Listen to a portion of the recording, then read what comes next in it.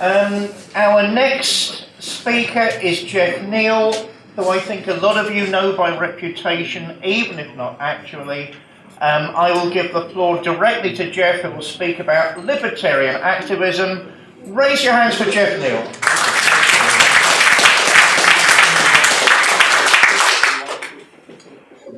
I hope you don't mind if I sit. I've only a few hours in the country, flying in from Texas overnight. My name is Geoffrey Neale. I've been involved with the Libertarian Party in the United States. Can I ask, are you a reference to your wedding? Good question. No, I'm not fleeing Donald Trump, if that's what people are wondering. Just to give you a quick background for everybody. I'll probably say, boy, that guy sounds like an American.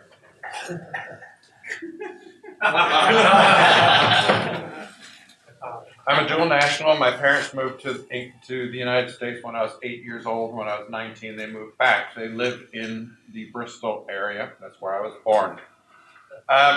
When they moved back, I was 19, and I really think that was the day that I decided that I was an American.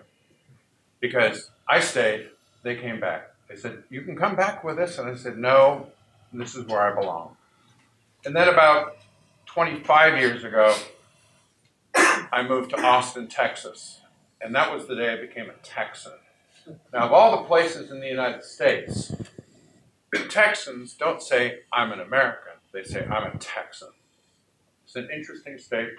I love it, obviously. Now, I started getting involved in the Libertarian Party in California back in 1978. It's a long time ago.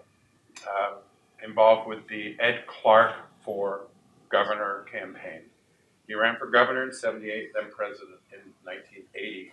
I think I formally became a member, according to the records, it's 1981. I've had a lot of different roles and involvements within the Libertarian Party in the United States. I started doing things like being on county executive committees in Los Angeles, then on the state executive committee in California, then a county chair.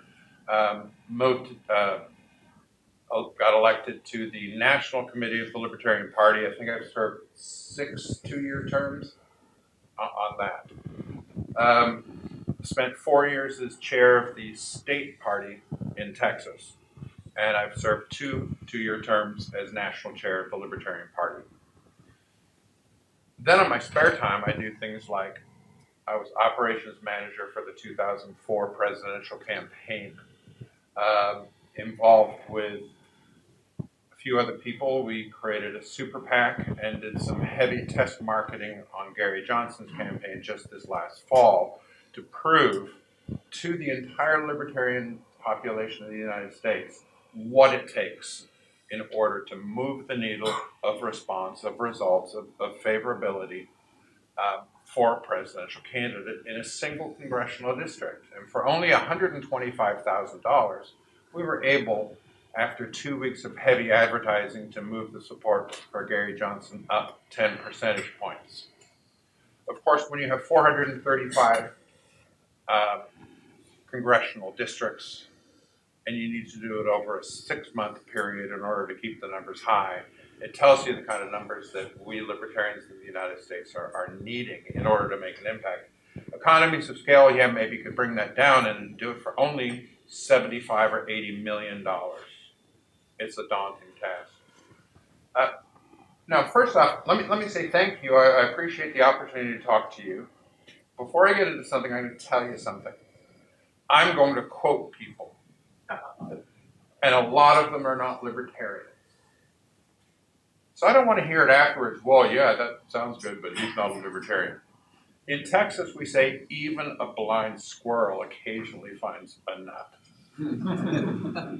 It's really important for us to distinguish the message and the messenger. Even fools can say very wise things. And so I'm going to quote fools who said wise things. You don't need to tell me they weren't libertarian. I'm very well aware. Now, there is no lack of written word resources for libertarians. of any political movement in the last 100 years, we probably have the deepest, strongest, most academic, most well thought out, well spoken philosophy on free market economics, on personal liberty, and on and on, even into the realm of novels, of fiction with people like Ayn Rand, who, according to the latest statistics I've read, has sold about 70 million copies in over 30 languages. And more than 100 million people have read her books.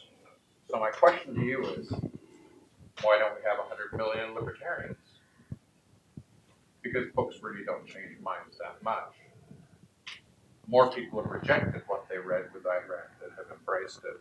The people who embrace it the strongly are the people who say, I've always felt that way, but nobody ever put those words in the right way for me. It's an important concept. Now, since there are no libertarian books on how to win political office, how to effect political change, I haven't been able to read books by libertarians on the subject. I have to go to other sources. The first one I'm going to read from you is the first quote, and excuse me if I bounce around because my notes are incoherent. From Sun Tzu in The Art of War, which I think is an extremely important book for people to read, embrace, and understand and deal with conflict with business. Not only just war. Even if you don't want to fight war, you need to know how wars are fought. He said, if you know the enemy and know yourself, you need not fear the result of 100 battles. If you know yourself but not the enemy, for every victory gained, you will also suffer a defeat. If you know neither the enemy nor yourself, you will succumb in every battle. Any political organization, especially the libertarians, need to know themselves. That's really the first step, in my opinion, on the road to developing a strategy. Without a strategy, I don't know how you can have a coherent plan to change anything. I've been involved in probably 8 or 10 strategic analysis workshops or groups or sessions within the Libertarian Party.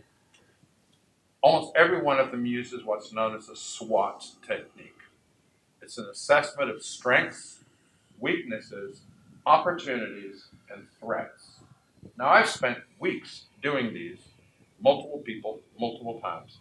I'm going to save you all the time to summarize what each one of these came up with because it was all exactly the same. The biggest strength of the libertarian movement is the strong philosophical foundation. We've got all of these resources to go to back up why we believe what we believe. Unfortunately, at this point in time, I'm speaking, by the way, for the United States, largest libertarian political movement in the world right now. That's the only strength we really have. We don't have any others. Our biggest threat is that if we get our way, then the entire power structure of the world changes dynamically. There are huge numbers of organizations and people that stand to lose their special favors, lose their special consideration, lose their monopoly situations. And so therefore, those people who are out there as a threat to us are huge. There's a caveat to that. We're not strong enough to be taken seriously by most of them. They ignore us or laugh at us. Now, our biggest weakness is really simple. We don't have resources. We don't have enough members. We don't have enough donors. We don't have enough activists. We don't have enough experts. Not only that, we lack expertise and experience. Anybody disagree with that? I don't think anybody's going to. Now, our opportunities, well, they're obviously limited by our weakness. We don't have enough people to put huge marches on. We don't have enough money to buy advertising. We don't have enough expertise to run successful campaigns. And again, I'm talking about from the United States. This really is what it comes down to. And that weakness is what we have to address. Now, on activism, I'm going to find the right page. Sorry, I should have put these in a binder. I'm a bad guy.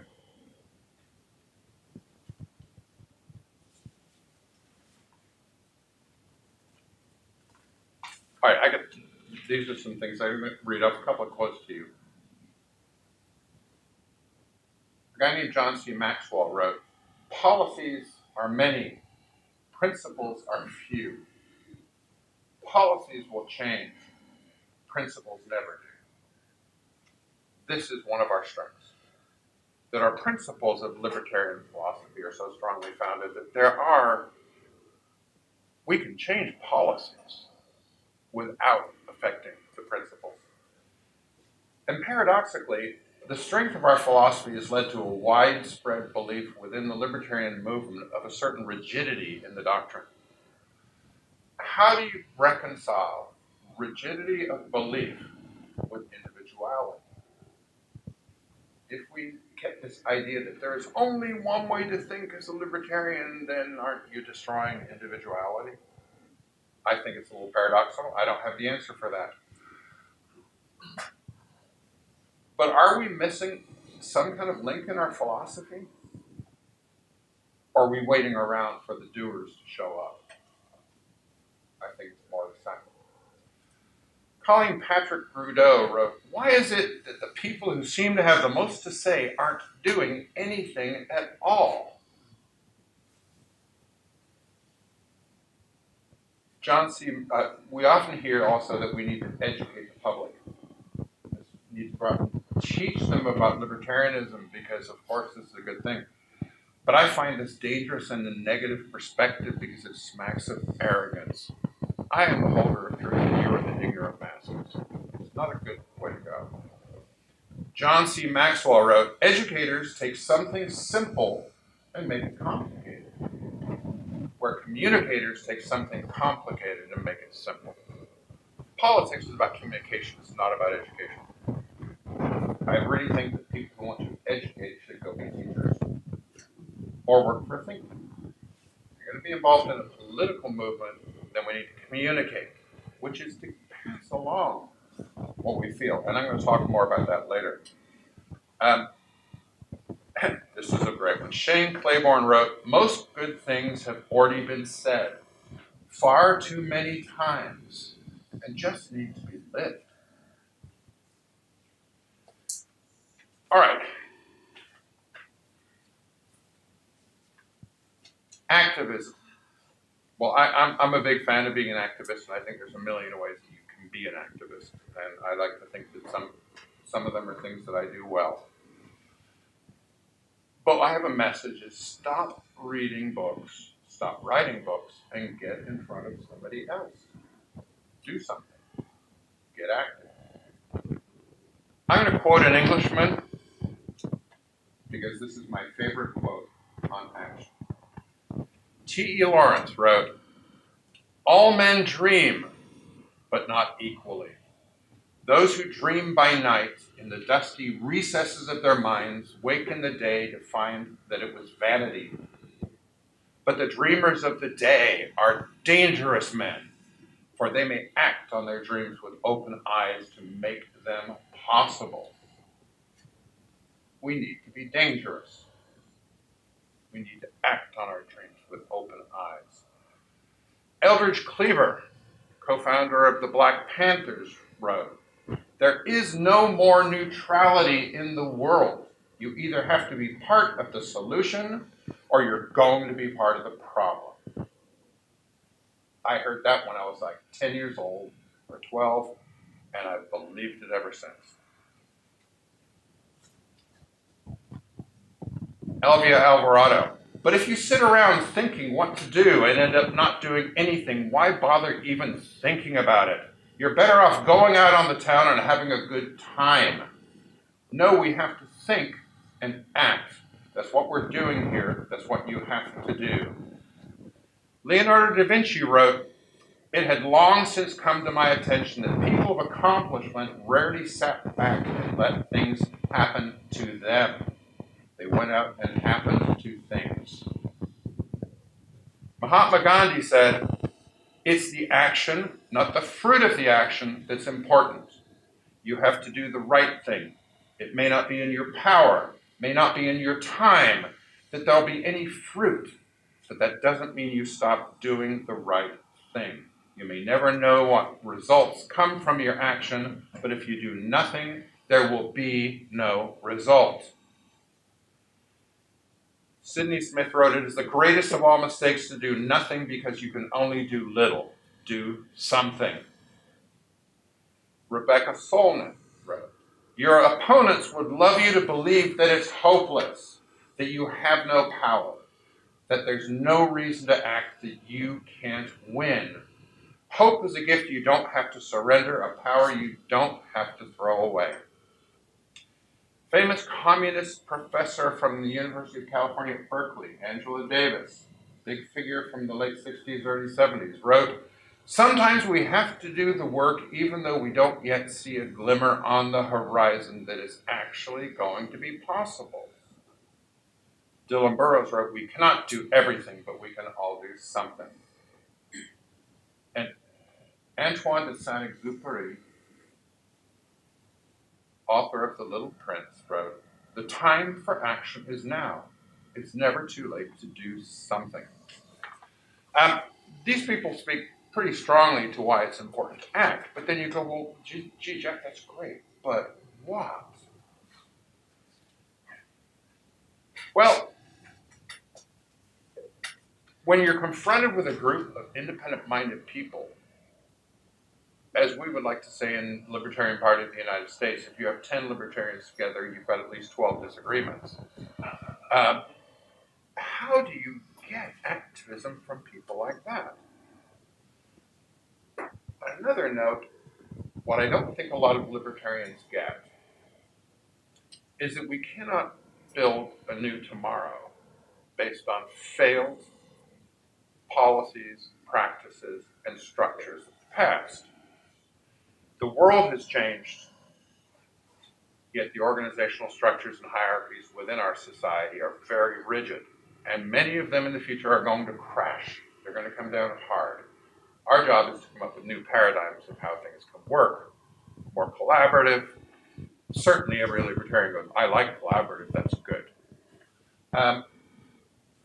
So it's really important that we understand that everything has to come into play here in terms of what it is we're going to do. But let's start at the top down. Can you make change from the top to the bottom? One of the earliest writers on change management says, change comes from top to bottom, inside out, period. And when confronted by a student saying, well, what if it comes from bottom to top, outside in? Said, that's called revolution, that's not change. But I think a lot of people in many different political camps right now think that we actually do need a revolution. And to quote John F. Kennedy, those that make peaceful revolution impossible make violent revolution inevitable. So I'm working for peaceful revolution because revolution we need. We need revolutionary changes to our entire structures. All right, so I'm going to go now from an activist standpoint. I'm going to go off and just speak from the heart. I'm not going to talk to you as an organization of what you, when you get together, should decide what you do, because too often a committee is basically a group of 3 or more people deciding what somebody else is going to do, which is inherently authoritarian. So I want to talk about activism on a personal level. Well, wait a minute. You're telling me any one of you here could change the face of liberty here in England? And I'd say, yes, you can. We need to address our weaknesses. Number 1, stop educating people. Don't argue with them. Let's suppose you are a young person going, this free market economics stuff sounds really interesting. I don't really know much about Hayek, but I'm going to take a class in Hayek in order to learn about Hayek. And you show up the first day of class going, I want to learn about Hayek. And the professor comes down and says, asks a fine point about Hayek's position on X, and the person answers wrong. And the professor then says, you don't understand anything about free market economics. You're not a free market economist. Get out of my class.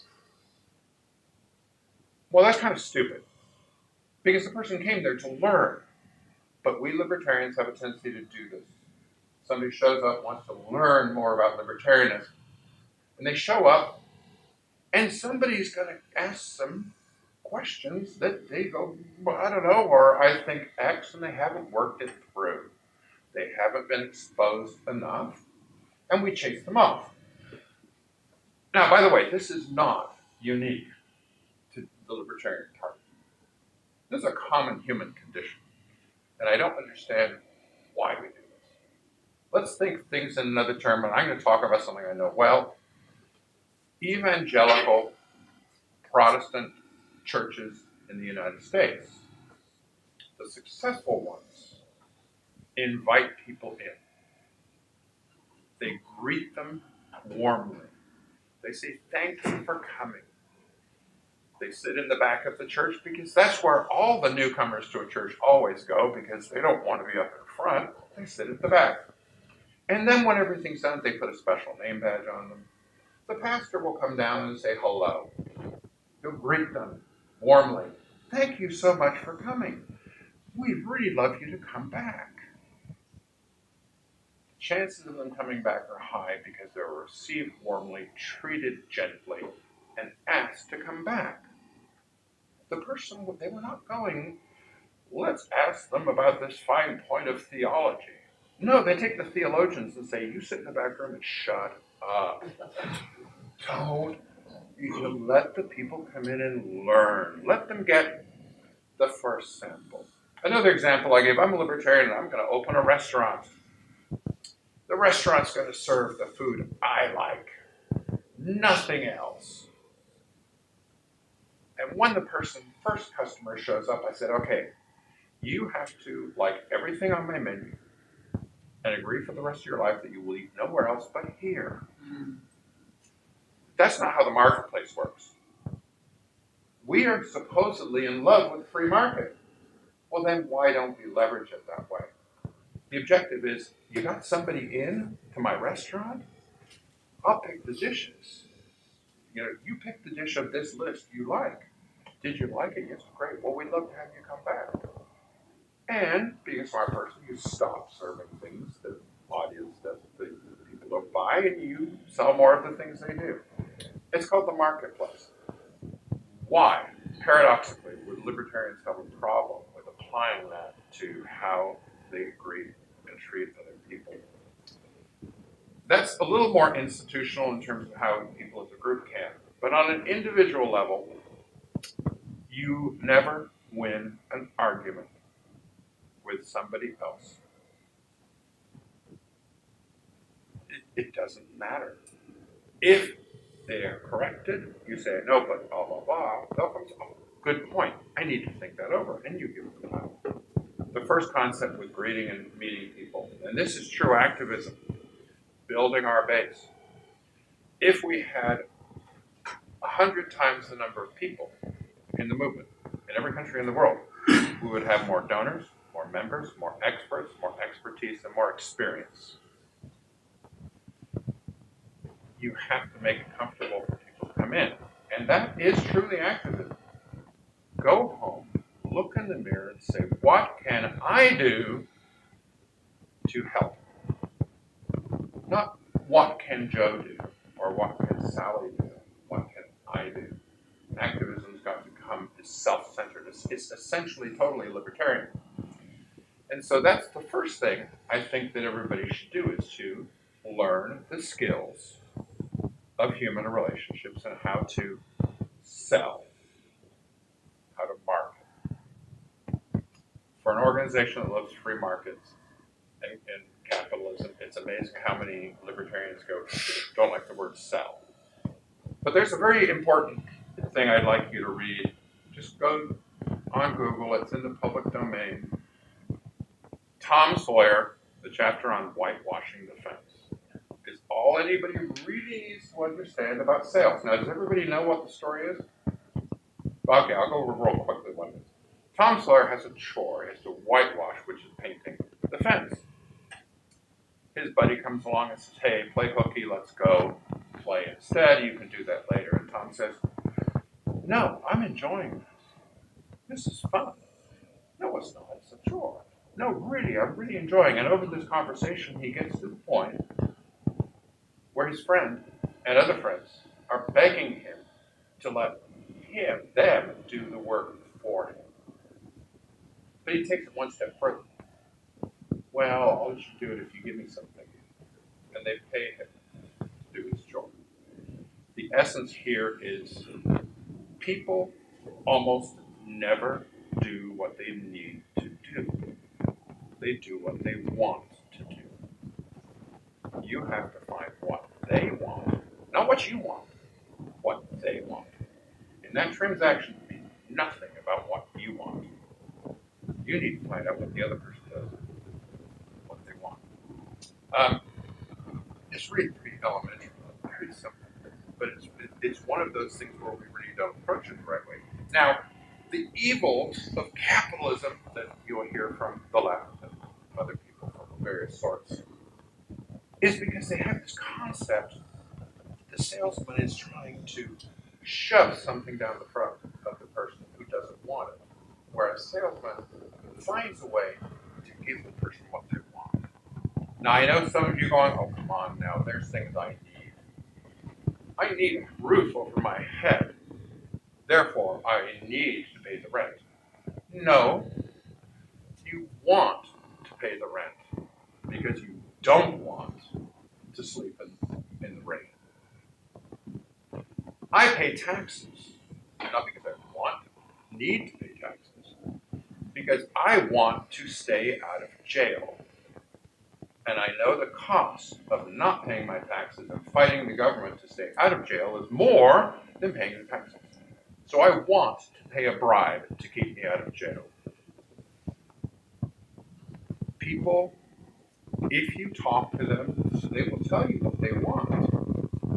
And there's some really simple techniques for dealing with this.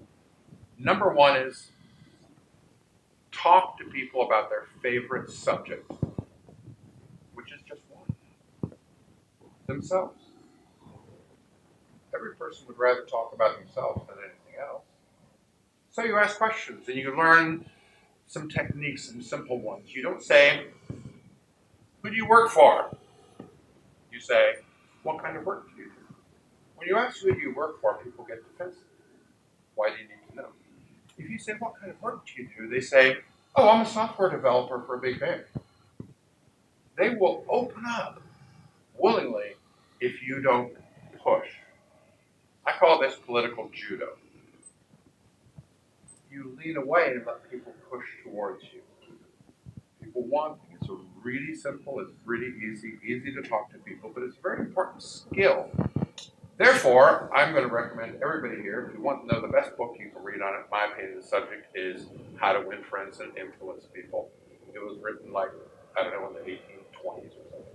No, it's actually from like 1940s.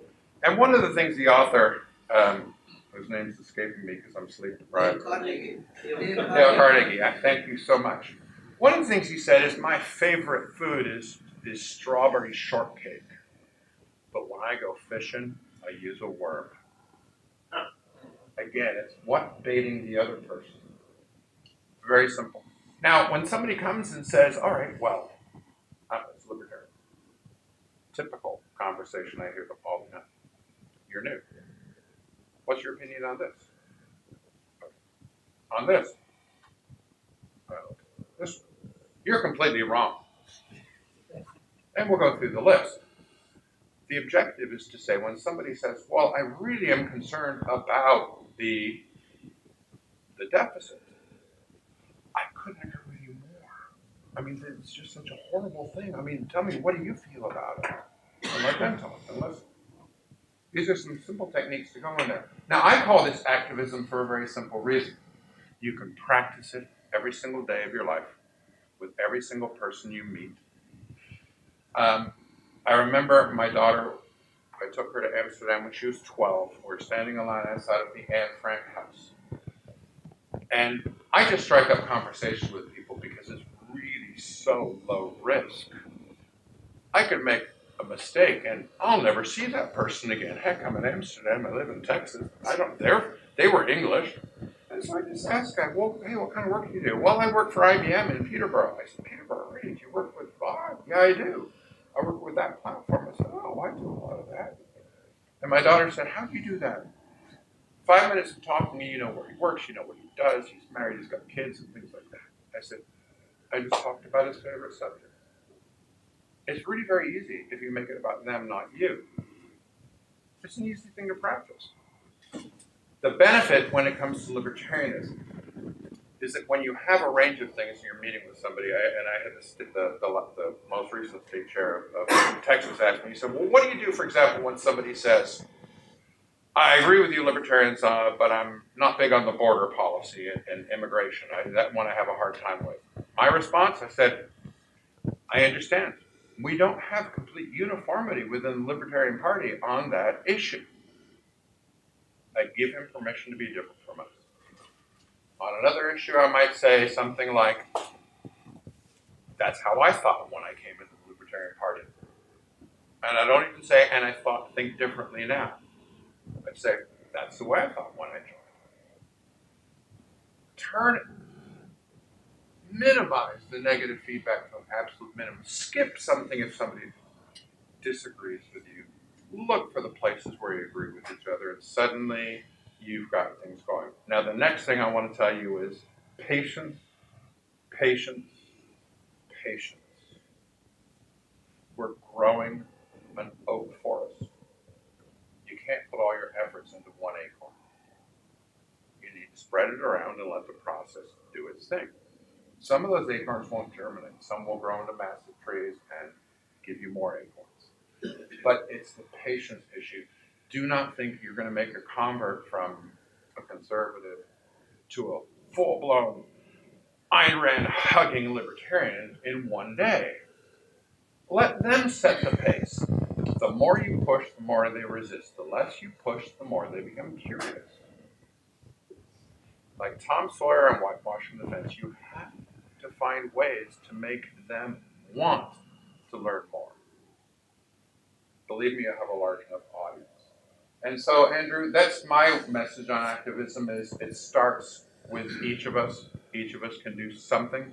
When the numbers are bigger, then we can talk about how we can better work together, but we don't have that magic dynamic number that we need in the Libertarian Party, even in the US where we have about 25,000 members right now, dues-paying members. That's a drop in the bucket compared to what we need. Again, we need about $80 million just to move the needle 10 points in the presidential campaign. So I'm going to ask, if you have any questions, do you want to do that? I do ask one thing. I have many personal failings, but one of them is I have an absolute distaste for questions that are the 5-minute speech followed by a do you agree? I think the question should be in the first sentence. Let's start with a round of applause for a fascinating